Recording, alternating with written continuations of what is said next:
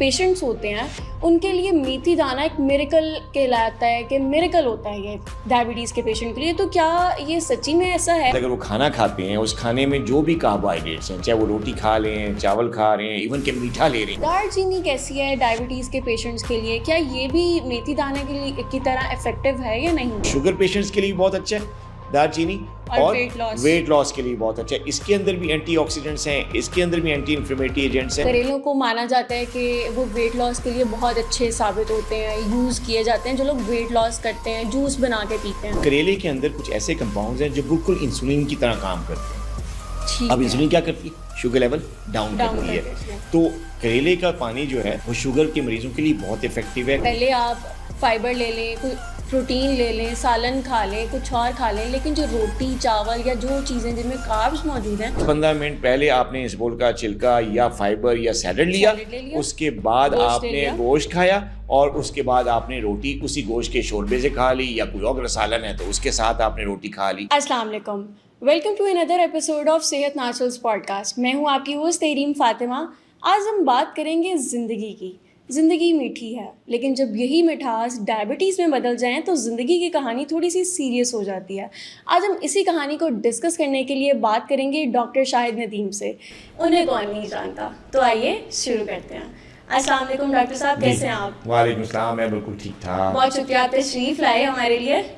Sir, हमें ये बताइएगा कि जो डायबिटीज़ के पेशेंट्स होते हैं उनके लिए मेथी दाना एक मिरेकल कहलाता है कि मिरेकल होता है ये डायबिटीज़ के पेशेंट के लिए। तो क्या ये सच्ची में ऐसा है या ऐसे ही हाइप है? देखिए, 50% हाइप है, 50% इसका रोल है। मैं बताता हूँ क्यों, साइंटिफिक रीज़न मैं बता रहा हूँ आपको। जो मेथी दाना होता है ना, इसके अंदर अल्लाह ताला ने कुदरती जो ना फाइबर, सॉल्युबल फाइबर इतना अच्छा डाला है, जिसकी वजह से जब मेथी दाना कोई भी शख्स लेता है, चाहे वो डायबिटिक है या नॉन डायबिटिक है, उसकी जो फाइबर की क्वांटिटी जब मैदे में जाती है तो उसका काम ये होता है कि वो एब्जॉर्प्शन को स्लो करता है। अब सबसे ज़्यादा तेज़ एब्जॉर्प्शन किस चीज़ की होती है? किस फूड की? कार्ब्स की। तो जब डायबिटिक पेशेंट ये मेथी दाना लेते हैं तो उनके अंदर उसके बाद अगर वो खाना खाते हैं, उस खाने में जो भी कार्बोहाइड्रेट्स हैं, चाहे वो रोटी खा लें, चावल खा रहे हैं, इवन के मीठा ले रहे हैं, उसके अंदर जितने भी कार्ब्स हैं जब वो एब्जॉर्ब होने लगते हैं उसकी एब्जॉर्प्शन की स्पीड स्लो हो जाती है, यानी स्पाइक नहीं आती। एक बात। दूसरा, ये मेथी दाने के अंदर इतने अच्छे एंटी इन्फ्लेमेटरी और एंटीऑक्सीडेंट शामिल हैं, कंपाउंड्स इसके अंदर, मेथी दाने के अंदर, जो कि क्या करते हैं? एक तो इंसुलिन की सेंसिटिविटी को बढ़ाते हैं। दूसरा ये कि बॉडी में जो मौजूद फ्री रेडिकल्स होते हैं उनको ख़त्म करते हैं। उन फ्री रेडिकल्स की वजह से इंसुलिन रेजिस्टेंस, जो टाइप 2 डायबिटीज़ में एक बहुत बड़ा पीछे जो है वो रीज़न होती है शुगर होने की और शुगर हाई होने की, उसको कम करते हैं। तो मेथी दाने का बहुत ही अच्छा रोल है डायबिटीज़ में। लेकिन लोग क्या करते हैं कि मेथी दाने को, गलती यहाँ पे होती है कि मेथी दाने को वो सब्स्टिट्यूट समझते हैं मेडिसिन का। अच्छा, अब जो नहीं होना चाहिए, क्योंकि देखें जिस तरह आप बड़ा अच्छा हर्बल रेमेडी है ये, बड़ी अच्छी कुदरती चीज़ है जो अल्लाह ताला ने इंसानी सेहत के लिए इसको दिया है, लेकिन इसको इस्तेमाल करने का तरीका है। आप इसको इस्तेमाल करने से पहले अगर आप शुगर की दवाइयाँ बंद कर देंगे, इंसुलिन दी हुई है मॉलिज ने तो वो आप बंद कर देंगे, आप किसी किस्म की दवाई नहीं लेंगे और कहेंगे जी मैं बस मेथी दाना लेता हूँ तो बस मैं ठीक रहूँगा, मेरी शुगर कंट्रोल रहेगी, यहाँ पे गलती होती है। अगर आप दवा ले रहे हैं उसको सब्स्टिट्यूट ना समझें कि जी मेथी दाना जो है ना दवा का सब्स्टिट्यूट है। हाँ, आप इसको सपोर्टिव मैनेजमेंट के तौर पे ले सकते हैं। उसका फ़ायदा क्या होगा? उसका फ़ायदा ये होगा कि जो दवा आप ले रहे हैं वो आप डॉक्टर के मशवरे से उसकी डोज में कमी आ सकती है, आपकी शुगर बेहतरीन मैनेज हो सकती है, दवा की डोज में कमी आएगी, और उसके अलावा आपका जो फास्टिंग शुगर लेवल है और HbA1c लेवल है वो कंट्रोल में रहेगा। बाजू का दवाइयों से कंट्रोल नहीं हो रहा होता, तो आप दवा साथ चल रही है, साथ ये मेथी दाना चल रहा है, तो दोनों एक सपोर्ट करेंगे शुगर कंट्रोल करने के लिए। तो इन दोनों के जब सपोर्टिव रोल आएगा तो शुगर कंट्रोल हो जाएगी। एक बात। दूसरा ये कि मेथी दाने के कुछ साइड इफेक्ट्स भी होते हैं, जैसे आप ज़ाहिर है ये एब्जॉर्प्शन स्लो करता है और स्टमक की जो मूवमेंट है उस पर भी असरअंदाज होता है, तो एसिडिटी भी कर सकता है। ओके। तो बाज़ लोगों को एसिडिटी, खास तौर पे जिनको अल्सर का प्रॉब्लम है, हाँ जी जिनको पेट के अल्सर्स हैं, तेजाबियत है, जी। ठीक है, तो उनमें फिर बड़ी ख़ास एहतियात के साथ इन्होंने मेथी दाना लेना होता है, क्योंकि ये उनकी एसिडिटी को या उनकी तेजाबियत को, इनकी ब्लोटिंग को ये ज़्यादा कर सकता है। ठीक तो है। लिहाजा जो मैदे के पेशेंट्स हैं या जिनको अल्सर है मैदे में, तो वो अपने मुआलिज से पूछ कर ही मेथी दाना का इस्तेमाल करें। ठीक है। तो इसके फ़ायदे शुगर पेशेंट्स के लिए बहुत हैं, लेकिन स्पोर्टिव तरीके से दवाइयाँ नहीं छोड़नी, दवाइयाँ नहीं छोड़नी, आप इसको इस्तेमाल करें। दवाइयों के साथ आपका शुगर भी कंट्रोल में रहेगा, आपका ये वेट लॉस भी करता है, प्लस इंसुलिन सेंसिटिविटी को बढ़ाता है, जिसकी वजह से टाइप 2 डायबिटीज हाँ होती जी। है। तो आपकी दवाइयाँ कम हो सकती हैं, जो टाइप 2 डायबिटिक्स हैं, जो गोलियों पे होते हैं, उनकी दवाइयों की डोज कम हो सकती है। ठीक है सर, बात तो होगी मेथी दाने की। अब हम बात करेंगे दालचीनी की। दालचीनी कैसी है डायबिटीज के पेशेंट्स के लिए? क्या ये भी मेथी दाने के लिए की तरह इफेक्टिव है या नहीं? जी, दालचीनी जिसको हम सिनामन उर्दू में कहते हैं, जी, ये जी। बहुत अच्छी चीज़ है डायबिटिक पेशेंट्स के लिए भी। और इसका रोल ये है कि दालचीनी के अंदर कुछ ऐसे कंपाउंड्स मौजूद होते हैं जो कि इंसुलिन की सेंसिटिविटी को बढ़ाते हैं, प्लस मैदे की जो मूवमेंट है उसको स्लो डाउन करते हैं। ओके। यानी दालचीनी जब आप लेते हैं, ख़ास तौर पे इसको लेने का बेहतरीन तरीका कावे की फॉर्म में होता है। जी। दालचीनी का कावा आपने मशहूर हाँ सुना जी, भी बिल्कुल होगा। सुना तो होगा। दालचीनी का कावा जब कोई शख्स लेता है, एक तो उसकी जो स्टमक की जो मूवमेंट है वो स्लो डाउन हो जाती है, गैस्ट्रिक एम्पटिंग स्लो हो जाती है, उससे क्या होता है, भूख नहीं लगती। अगर ठीक कोई है। बंदा थोड़ा सा खाना खाए, ख़ास तौर पे वो मरीज़ जिनको शुगर भी है लेकिन उनका वज़न ज़्यादा है, तो वो weight loss मोटे के हैं, लिए भी तो काम आते वेट हैं। लॉस के लिए भी काम आ जाते हैं, क्योंकि जब गैस्ट्रिक एम्पटिंग कम होगी, स्लो होगी, तो थोड़ा सा जो बंदा खाएगा वो काफ़ी देर तक उसको भूख ही नहीं लगेगी, वो फुल फील हजम करेगा, होता रहेगा थोड़ी थोड़ी आहिस्ता देर आहिस्ता में। हजम होगा, जी। फुल फील करेगा ना। यानी 2 घंटे बाद भी खाने के वो ऐसा समझेगा जैसे मैं अभी खाना अभी खाया। खाना तो खाया। ज़ाहिर है फिर उसका इंटेक कम हो जाएगा। जब बिल्कुल। इंटेक कम होगा तो कैलोरीज इंटेक कम होंगी, जब कैलोरीज इंटेक कम होंगी तो मोटा नहीं होगा, बढ़ेगा नहीं वजन उसका, बल्कि वेट लॉस होना शुरू हो जाएगा, क्योंकि अगर वो जी। फिजिकल एक्टिव है तो एक ही खाना उसको देर तक कैरी कर सकेगा और उसका वेट लॉस हो सकता है। तो शुगर पेशेंट्स के लिए बहुत अच्छा है दालचीनी, और weight loss के लिए बहुत अच्छा है। इसके अंदर भी एंटीऑक्सीडेंट्स हैं, इसके अंदर भी एंटी इन्फ्लेमेटरी एजेंट्स हैं, और इसके अंदर जो है वो ऐसे फाइबर हैं जो कि कार्ब्स की जो एब्जॉर्प्शन है उसको स्लो डाउन करते हैं। ठीक है।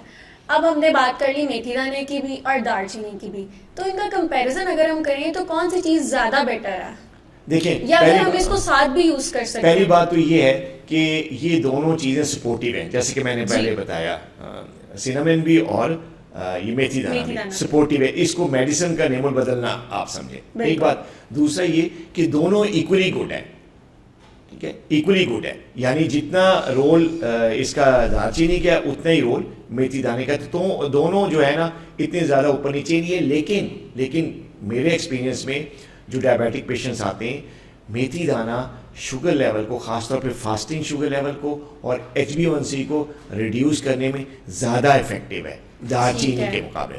दोनों का रोल है, लेकिन अगर दोनों को अगर कंपेयर करें तो एक्सपीरियंस ये कहता है, वैसे तो मेडिकली या हर्बली जो है ना वो दोनों में फाइबर्स भी हैं, इंसुलिन रेजिस्टेंस भी कम होती है, सारा कुछ होता है, लेकिन अगर प्रैक्टिकली देखा जाए तो जो मेथी दाना है उसका ज़्यादा इफेक्टिव है, वो ज़्यादा इफेक्टिव है। ठीक है। और अगर हम काले चनों की बात करें तो उसका क्या रिजल्ट है डायबिटीज के पेशेंट पे? क्या वो हेल्दी हैं? काले चने तो बहुत ज़्यादा हेल्दी हैं, क्योंकि देखें काले चने जो है ना उसमें एक तो फाइबर बहुत ज़्यादा है, जी। उसके अंदर 3 चीज़ें होती हैं, एक तो फाइबर बहुत ज़्यादा है, बिल्कुल। उसके अंदर प्रोटीन होती है, हेल्दी अमाइनो एसिड्स होते हैं जो कि बहुत ज़रूरी होते हैं किसी भी इंसान के लिए चने में। तो चने के जो काले चने उसमें एक तो फाइबर बहुत अच्छा है, दूसरा प्रोटीन बहुत ज़बरदस्त क्लास की मौजूद है, और तीसरी चीज़ है कि इसमें मिनरल्स और वाइटामिन हैं ठीक जो है। कि इंसान को ताकत भी देते हैं, उसकी इम्यूनिटी को भी बढ़ाते हैं, और उसको डिफरेंट किस्म की जो न्यूट्रिशनल डेफिशिएंसी थी उसको भी कंट्रोल करते हैं। ठीक लेकिन ये है कि बाज़ का देखा गया है कि लोग जो इस किस्म के काले चने उनका इस्तेमाल बहुत ज़्यादा करते हैं, तो ज़्यादा हर चीज़ के जो एक्सट्रीम यूज़ है वो तो नुकसानदेह है नुकसानदेह। ना। तो अगर आप डायबिटिक हैं तो डायबिटिक्स के लिए चने जो हैं वो बहुत अच्छे हैं, एक तो इनका शुगर कंट्रोल में रखते हैं, दूसरा प्रोटीन साथ मिल रही होती है, और आपको पता है प्रोटीन गोश्त में होती है। जी, तो कई बिल्कुल। लोग हमसे सवाल करते हैं कि यार डॉक्टर साहब आप गोश्त का मशवरा देते हैं, प्रोटीन का मशवरा देते हैं, लेकिन ये बहुत महंगा हो गया आजकल के महंगाई जी। के दौर में। तो जो काले चने हैं वो गोश्त के मुकाबले में सस्ते हैं, हर जगह अवेलेबल हैं और ज़्यादा पैसे नहीं खर्च करने पड़ते लोगों को, और प्रोटीन भी मिल जाती है। तो जिन लोगों को डॉक्टर्स ने प्रोटीन खाने का मशवरा दिया होता है कि आप प्रोटीन खाएं, उनके लिए बड़ा अच्छा है ये, क्योंकि ये सस्ता भी है, इसके अंदर बेहतरीन प्रोटीन है और साथ मिनरल्स और वाइटामिन भी मिल रहे होते हैं। लेकिन यहाँ पे एक एहतियात करनी चाहिए, वो लोग जिनकी गुर्दों का प्रॉब्लम है, जिनको क्रॉनिक किडनी डिजीज़ है या नेफ्रोपैथी है, या जिनका GFR कम हो रहा है या शुगर की वजह से उनको किडनी के प्रॉब्लम्स आ रहे हैं, डॉक्टर उनको बताया हुआ है, तो वो लोग फिर अपने मुआलिज के मशवरे से काले चने लेंगे, क्योंकि काले चने का इस्तेमाल जो है वो जब किडनी का प्रॉब्लम आता है, क्रॉनिक किडनी डिजीज़ होती है, तो उसमें बहुत कम दिया जाता है या नहीं दिया जाता। ठीक है, लेकिन इसको किस फॉर्म में यूज़ करना चाहिए? जो लोग यूज़ करते हैं, बॉईल करके खाना चाहिए, भून के खाना चाहिए? देखें, इसको घर के अंदर आप किसी भी तरीके से इसको बना सकते हैं, लेकिन ज़्यादा जो बेहतर होता है वो बॉईल करके इसके अंदर टमाटर, प्याज और इस तरह की, जिस तरह हम रमज़ान में चाट नहीं बनाते काले चने की चाट, तो वो उस तरीके से बड़ा अच्छा है बॉईल करके, क्योंकि इसमें ऑयल नहीं आता ना, तो ऑयल से फिर हाँ, और कोलेस्ट्रॉल भी बढ़ता नहीं है सारा कुछ, और टेस्ट भी आता है। लेकिन अगर कोई सालन बना के खाना चाहता है तो हल्के से कम ऑयल से या देसी घी में इसको बना के तो बड़े आराम से ये खाया जा सकता है। शुगर भी नहीं बढ़ती, प्रोटीन भी मिल रही होती है, फाइबर भी मिल रहा होता है। अच्छा, अभी मैंने आपसे जिन 3 इंग्रेडिएंट्स का जिक्र किया, तो मैंने आपसे यही सुना और ऑब्जर्व किया कि जो 3 चीज़ें शुगर के लिए यूज़ हो रही हैं उनको हम वेट लॉस के लिए भी यूज़ कर सकते हैं। एग्जैक्टली। तो यहीं पे बात आती है करेलों की। करेलों को माना जाता है कि वो वेट लॉस के लिए बहुत अच्छे साबित होते हैं, यूज़ किए जाते हैं। जो लोग वेट लॉस करते हैं, जूस बना के पीते हैं, तो क्या ये शुगर के लिए भी उतना ही हेल्दी है? शुगर के पेशेंट्स के लिए? करेला, हाँ जी, करेला जी शुगर के लिए बहुत ज़्यादा हेल्दी। आपने सुना होगा कि पुराने वक्तों में जो बुज़ुर्ग ख़वातीन थी या जितने मदरज़ात थे, वो अपने बच्चों को जिनको शुगर हो जाती थी या जितने फैमिली में जिन लोगों को डायबिटीज़ होती थी एक्सक्यूज़ मी, तो वो अपने बच्चों को या जिनको शुगर होती है उनको करेले का पानी, करेला ज़्यादा खाने को देते थे, सब्ज़ी की फॉर्म में बना कर डिशेज। तो इसके अंदर बहुत ही ज़्यादा अल्लाह ताला ने ऐसे कंपाउंड शामिल किए हैं करेले में जो कि इंसुलिन जैसा असर रखते हैं। शुगर में इंसुलिन तो आपको पता है इंसानी जिस्म बनाता है, और टाइप 1 डायबिटीज़ को हम इंसुलिन देते भी हैं। बिल्कुल। तो ये करेले के अंदर कुछ ऐसे कंपाउंड्स हैं जो बिल्कुल इंसुलिन की तरह काम करते हैं। अब इंसुलिन क्या करती है? शुगर लेवल डाउन करती है। तो करेले का पानी जो है वो शुगर के मरीजों के लिए बहुत इफेक्टिव है। करेला एज अ होल जी, एज अ सब्जी जो है, अगर आप उसको बना के खाएंगे तो उसका भी बड़ा अच्छा रोल है शुगर कंट्रोल करने में। और इससे ना सिर्फ शुगर कंट्रोल होती है बल्कि करेले से वेट लॉस भी होता है, क्योंकि उसके अंदर जो कंपाउंड्स हैं उनके अंदर एंटी इन्फ्लेमेटरी और एंटी ऑक्सीडेटिव प्रॉपर्टीज़ होती हैं, जिसकी वजह से वेट लॉस भी होता है, ऑक्सीडेटिव स्ट्रेस बॉडी में कम होती है, और ख़ास तौर पे जिन लोगों को जॉइंट्स का प्रॉब्लम होता है या जोड़ों की तकलीफ होती है उनके लिए बड़ा अच्छा है करेला या करेले का पानी जो है। होता कड़वा है लेकिन फ़ायदे हैं। लेकिन फिर वही बात मैं कहूँगा आखिर में कि इसको मेडिसिन का नेमुल बदल ना समझें, इसको एज अ स्पोर्टिव ट्रीटमेंट समझें। ठीक है। और ये सारी चीज़ें हमें यूज़ करनी चाहिए जो शुगर पेशेंट है, या कोई एक अगर वो यूज़ कर ले तो वो भी ठीक है? नहीं, सारी चीज़ें यूज़ करते। देखें, हफ्ते में 1-2 दफ़ा दालचीनी ले ली, हफ्ते में 1-2 दफ़ा आपने मेथी दाना ले लिया, 1-2 दफ़ा आपने करेला खा लिया, तो ये वैरायटी भी आ जाएगी और आप बोर भी फील नहीं करेंगे। कोई एक चीज़ खा खा के ना इंसानी जो है वो नेचर है कि वो बोर हो जाती है, तो इंसान बोर नहीं होता। डिफरेंट वक्त पे डिफरेंट चीज़ें लेंगे तो बोर भी नहीं होगा, शुगर भी कंट्रोल में रहेगी। ठीक है। अच्छा डॉक्टर साहब, हमने अभी बात की इंसुलिन स्पाइक कर जाता है हमारा मीठा खाने से। अब इंसुलिन जो स्पाइक कर जाता है उसको नीचे भी तो लेके आना है लेवल को, तो माना जाता है कि सिरके वाला जो पानी है, सिरके वाला जो पानी है वो इंसुलिन जो स्पाइक कर जाती है उसको कम कर देता है। तो क्या ऐसा सच्ची में है? देखिए, सिरके का बड़ा अच्छा रोल है क्योंकि वो इंसुलिन की स्पाइक को रोकता है। बिल्कुल। अच्छा, और सिरके का यूज़ आपने सुना होगा वेट लॉस के लिए भी यूज़ होता है। क्यों? इसी वजह से कि वेट की वजह क्या होती है? इंसुलिन। वेट जो बढ़ता है ना, इंसुलिन को हम कहते हैं एनाबॉलिक हार्मोन। नाम होते हैं मुख्तलिफ। तो इंसुलिन जो है ऐसे हार्मोन की किस्म है या ऐसा हार्मोन है जो कि एनाबॉलिक है। एनाबॉलिक का मतलब ये है कि ये वजन बढ़ाता है, ये वजन बढ़ाता है, ये फैट की क्वांटिटी में इजाफा करता है, वेट बढ़ाता है। तो इंसुलिन की जब स्पाइक होगी तो क्या होगा? किसी बंदे में अगर इंसुलिन की स्पाइक होती है क्या होता है? वजन बढ़ेगा, क्योंकि वजन बढ़ाता है। तो ये जो है ना सिरका, विनेगर, इसका बहुत बड़ा फायदा है क्योंकि ये इंसुलिन की स्पाइक को रोकता है। अच्छा, जब इंसुलिन की स्पाइक रुकेगी तो क्या होगा? वेट नहीं बढ़ेगा, बल्कि weight बाद नहीं का तो बढ़ेगा वेट कम होगा। diabetes भी कंट्रोल हाँ, रहेगी। वेट नहीं बढ़ेगा तो डायबिटीज भी कंट्रोल होगी, क्योंकि वेट की वजह से इंसुलिन रेजिस्टेंस होती है, तो रेजिस्टेंस भी ठीक होगी, स्पाइक भी नहीं आएगी और वेट भी कंट्रोल में रहेगा। तो सिरका काफी अच्छा है वेट कंट्रोल के लिए। लेकिन फिर यहाँ पे वही बात कि कुछ साइड इफेक्ट्स होते हैं जी, हर अच्छी चीज के, कुछ ना कुछ बुरे असर एडवांटेजेस भी होते हैं और अब डिसएडवांटेजेस। सिरका जो है ना, इसका एक बहुत ही जो बैड इफेक्ट है वो है ये एसिडिटी करता है, ठीक है। ब्लोटिंग, गैस, तेजाबियत। तो जो मैदे के पेशेंट्स हैं, जिनको अल्सर है या जिनको तेजाबियत है, एसिडिटी है, वो इसको ट्रीट भी करवा रहे हैं, तो वो सिरका ना इस्तेमाल करें। उनसे उनकी ये जो एसिडिटी वाली प्रॉब्लम है या स्टमक की जो ब्लोटिंग है या जो गैस तेजाबियत है, ये बढ़ सकती है। ठीक है। इसके अलावा 1 चम्मच रात को इसबगोल खाने से क्या फास्टिंग शुगर बेटर हो सकती है? देखिए, इसबगोल का जो छिलका है उसकी हाँ, बात करनी है। जी, इसबगोल जी। का छिलका बहुत ही ज़बरदस्त सोर्स है सॉल्युबल और अनसॉल्युबल जो फाइबर है उसका। ठीक है। और फाइबर क्या करता है, जैसे मैंने पहले बताया, फाइबर क्या करता है, वो ग्लूकोज की एब्जॉर्प्शन को स्लो करता है, गैस्ट्रिक एम्पटीन को भी स्लो करता है और वेट लॉस भी करता है। जी, यही कैरेक्टरिस्टिक्स हैं इसबगोल के जो छिलका है उसके। ये वेट लॉस भी करता है, शुगर की स्पाइक्स नहीं होने देता, क्योंकि फाइबर जो है इसमें जो मौजूद है वो शुगर की एब्जॉर्प्शन को स्लो करता है, तो स्पाइक नहीं आती। और इसके अंदर ऐसी प्रॉपर्टीज़ हैं जो कि कोलेस्ट्रॉल को, ट्राइग्लिसराइड को, एलडीएल को लो करती हैं।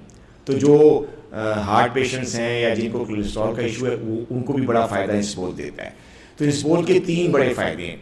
एक तो ये कि ये मैदे के लिए डाइजेशन और उसके लिए बड़ा अच्छा होता है, स्टमक प्रॉब्लम नहीं होती, कॉन्स्टिपेशन, कब्ज़ को शाह समझा जाता है भी।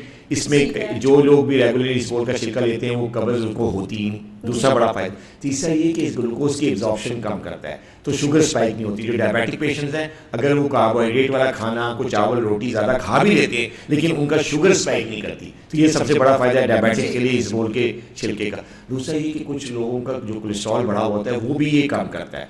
तो हार्ट के लिए, स्टमक के लिए और डायबिटीज़ के लिए, तीनों चीज़ों के लिए इसबगोल का छिलका बहुत ज़बरदस्त है। लेकिन इसके साथ भी वही शर्त है कि इसको आप जो है वो ट्रीटमेंट का नेमल बदल ना समझे। अच्छा, इसके लिए सबसे अच्छा इस्तेमाल इसका तब होता है अगर तो आप इसको कॉन्स्टिपेशन के लिए यूज़ कर रहे हैं, कब्ज़ के लिए यूज़ कर रहे हैं, तो इसको आपको सुबह एम्प्टी स्टमक लेना होता है, ठीक है। और अगर आप इसको डायबिटीज़ के कंट्रोल के लिए यूज़ करना चाहते हैं, कोलेस्ट्रॉल वगैरह को कम करने के लिए यूज़ करना चाहते हैं, तो इसका सबसे अच्छा यूज़ ये है कि आप खाना खाने से कोई 10, 15, 20 मिनट पहले 2 चमचे या 1 चम्मच इसबगोल का छिलका नीम गर्म पानी में लेके पी लें। खासतौर पर डायबिटिक पेशेंट्स के लिए बात कर रहा हूँ। तो जब वो पी लेते हैं और उसके बाद 10, 15, 20 मिनट के बाद फिर खाना स्टार्ट करते हैं, गोश्त लेते हैं साथ, फिर या रोटी खाते हैं, तो शुगर स्पाइक नहीं करेगी, क्योंकि फाइबर ऑलरेडी पहले जा चुका होगा इसका इसबगोल का, तो वो जाके अपना असर कर चुका होगा। गैस्ट्रिक एम्पटीन भी स्लो रखेगा, ग्लूकोज की एब्जॉर्प्शन भी स्लो कर देगा। तो जो बाद में बदपरेजी या जो भी नान या जो भी खाने चावल अगर वो खा भी लेते हैं, फिर भी शुगर स्पाइक नहीं करेगा। तो ये बहुत बड़ा फायदा है इसबगोल के छिलके का। ठीक है। अच्छा, अभी आपने बात की कार्ब्स की, नान, रोटी और चावल वगैरह। मैंने सुना है कि अगर आप बहुत से खाने खा रहे हैं तो आप कार्ब्स बाद में खाएं, पहले आप फाइबर ले लें, कोई प्रोटीन ले लें, सालन खा लें, कुछ और खा लें, लेकिन जो रोटी, चावल या जो चीज़ें जिनमें कार्ब्स मौजूद हैं वो बाद में खाएं, तो ये ज़्यादा बेटर रहता है कि आप पहले कार्ब्स खाएं। हालांकि एक चीज़ है कि जाना तो पेट में ही है, सारी चीज़ों में चाहे पहले चला जाए कार्ब, चाहे बाद में चला जाए, तो इस सीक्वेंस का भी कोई है? जी जी, बिल्कुल बिल्कुल, इस सीक्वेंस का बहुत बड़ा फायदा है। मैं अक्सर अपनी वीडियोस में कहता भी रहता हूँ कि इस सीक्वेंस से खाना खाना चाहिए, खासतौर पे डायबिटिक पेशेंट्स के लिए, और खासतौर पे मोटे लोग भी जो है भी इसी तरह से खाएं, क्योंकि मोटापा भी जो है वो कार्बोहाइड्रेट से बढ़ता है ना। बिल्कुल। तो मोटापे के लिए और शुगर के लिए, दोनों के लिए स्ट्रेटेजी बहुत ज़बरदस्त है कि जब भी खाना हो आप पहले फाइबर लें। आप सैलेड के शक्ल में आप फाइबर ले सकते हैं। फाइबर लेने के बाद आप 10-15 मिनट वेट करें, और खाने में अगर प्रोटीन है, गोश्त बना हुआ है घर में, तो पहले गोश्त खा लें, ठीक है। और उसके बाद मतलब 10-15 मिनट पहले आपने इसबगोल का छिलका या फाइबर या सैलेड लिया, उसके बाद आपने गोश्त खाया, और उसके बाद आपने रोटी उसी गोश्त के शोरबे से खा ली, या कोई और सालन है तो उसके साथ आपने रोटी खा ली या चावल ले लिए। इस स्ट्रैटेजी से अगर आप खाना खाएंगे, और हर खाना इस स्ट्रैटेजी से खाएंगे, तो शुगर भी स्पाइक नहीं करेगा, वेट भी नहीं बढ़ेगा, और जो मेडिसिन का रोल है या जो मेडिसिन है उसकी डोज में भी ज्यादा नहीं होगी। कुछ लोग जो है डोज बढ़ाते रहते हैं, हम लोग शुगर कंट्रोल नहीं थी, तो उसको फिर हम दवाई की डोज को सेम रखते हैं और साथ उनको इस स्ट्रैटेजी पे डालते हैं, शुगर कंट्रोल हो जाती है। आपने स्ट्रैटेजी तो हमें बहुत अच्छी बता दी, लेकिन हम हैं आजकल के बिजी लोग, हमारे पास कहाँ इतना टाइम है कि एक मील को हम तकरीबन आधा घंटा लंबा लेके चलें, पहले सैलेड खाएं, वेट करें, देन प्रोटीन खाएं और फिर कार्ब्स। तो हमारे डायबिटीज़ के पेशेंट्स को कोई ऐसी एडवाइस दे दें जो उनके लिए फ़ायदेमंद साबित हो कि वो क्या रूटीन रखें जिनसे उनकी जो शुगर है वो कंट्रोल में रहे, इंसुलिन ज़्यादा स्पाइक ना करे उनकी। देखिए आप ना टाइम तो लगता है सर, इस स्ट्रेटजी से आप करेंगे तो आधा घंटा 15-20 मिनट तो लग जाएंगे आपको खाना खाने के, फिर खाना खा के भी आपने टाइम उसमें भी लगता है। तो इसके लिए बेहतर ये है कि अगर आप ऑफिस में हैं या घर में भी हैं, कोई भी काम कर रहे हैं, आप अपने काम के दौरान ही आप पहले फाइबर ले लें, सैलेड ले लें, ठीक है, और काम अभी जारी रहेगा। थोड़ी देर बाद जो है ना आप दस्तरखान पे बैठें, पहले गोश्त खा लें और उसके बाद जो है वो रोटी चावल खा लें, तो इसमें कुछ ना ज़्यादा टाइम लगता है। तो ये स्ट्रैटेजी करने से देखें रिस्क अल्लाह ताला ने देना होता है, आप काम भी करें हम मेहनत भी करें उसका फल भी आपको मिलेगा, लेकिन सेहत भी आपकी जिम्मेदारी है। जहाँ आपने पैसा कमाना या जहाँ काम करना आपकी रिस्पॉन्सिबिलिटी है, उतनी ही जिम्मेदारी सेहत के हवाले से भी है। जो लोग सेहत का ख्याल रखते हैं, अपनी हेल्थ का ख्याल रखते हैं, ये सुन्नत है। जो लोग इलाज करवाते हैं ये सुन्नत है। तो लिहाजा सेहत पे या आपके अपने जिस्म का भी आप पे हक है। तो आप इस जिस्म से काम तो ले रहे हैं, ब्रेन से भी ले रहे हैं, काम कर रहे हैं, पढ़ाई कर रहे हैं, प्रोफेशन है, आप जॉब कर रहे हैं, तनख्वाह ले रहे हैं, सारा कुछ कर रहे हैं, किससे ले रहे हैं? जिस्म से ना, बॉडी से यूज कर रहे हैं ना, ब्रेन को यूज कर रहे हैं।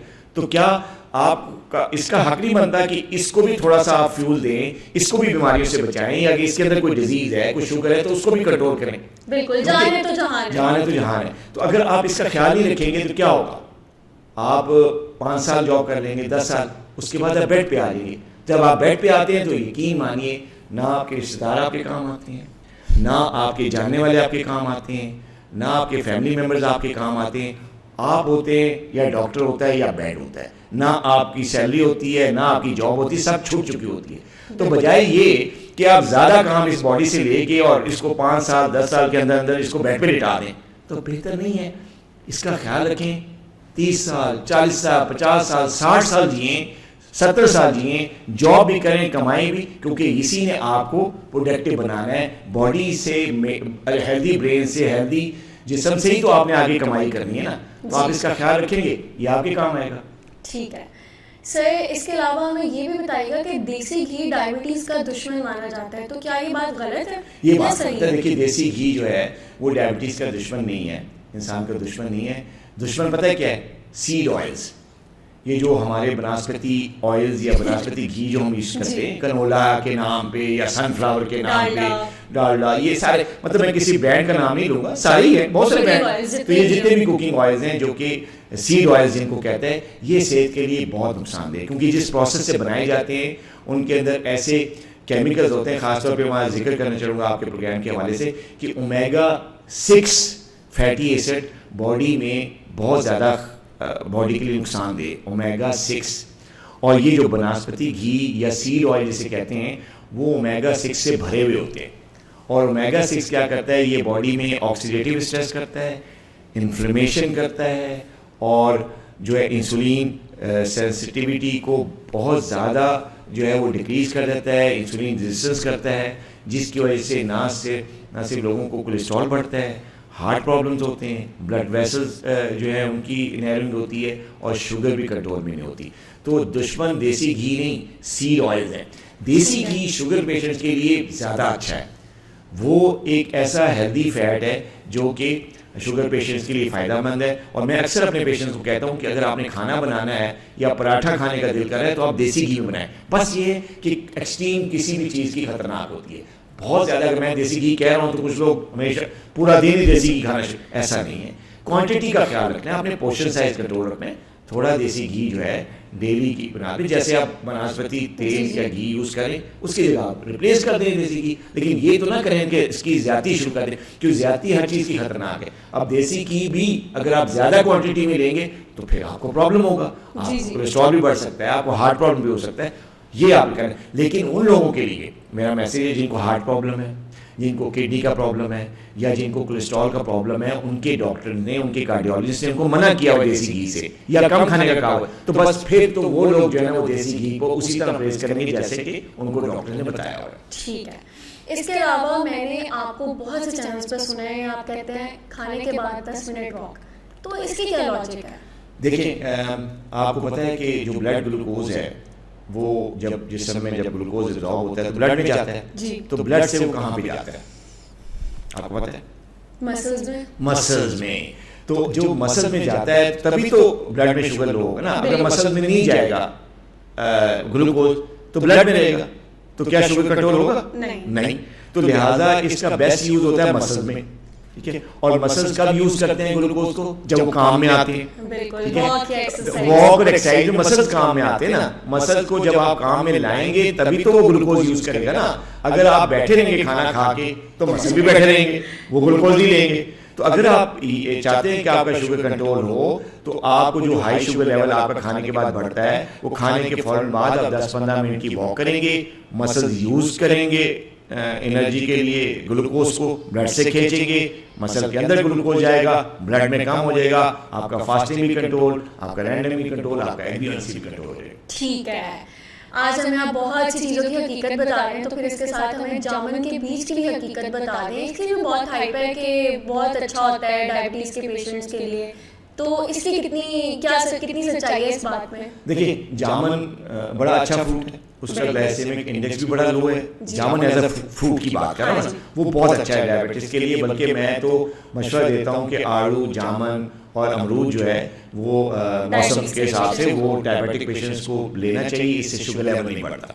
अच्छा, अब जो जामुन की जो गुठली है उसका लोग पाउडर बनाते हैं, उसको यूज़ करते हैं। बाज़ लोग तो जामुन को शुगर की ट्रीटमेंट के लिए भी यूज़ करते हैं। तो इसका रोल तो बहुत अच्छा है क्योंकि इसके अंदर भी फाइबर है, इसके अंदर भी एंटीऑक्सीडेंट्स हैं और इसके अंदर भी एंटी इन्फ्लेमेटरी चीज़ें मौजूद हैं, ऐसे कंपाउंड्स हैं जो कि इंसुलिन की सेंसिटिविटी को कम करते हैं, मतलब सेंसिटिव करते हैं, बढ़ाते हैं, इंसुलिन रेजिस्टेंस को कम करते हैं। तो जब थोड़ी सी भी इंसुलिन निकलेगी इंसान के जिस्म से तो वो ज़्यादा अच्छा असर करेगी, जिसकी वजह से शुगर कंट्रोल हो जाएगी, खासतौर पर टाइप 2 डायबिटीज का जो प्रॉब्लम होता है। तो अक्सर देखा गया है कि जो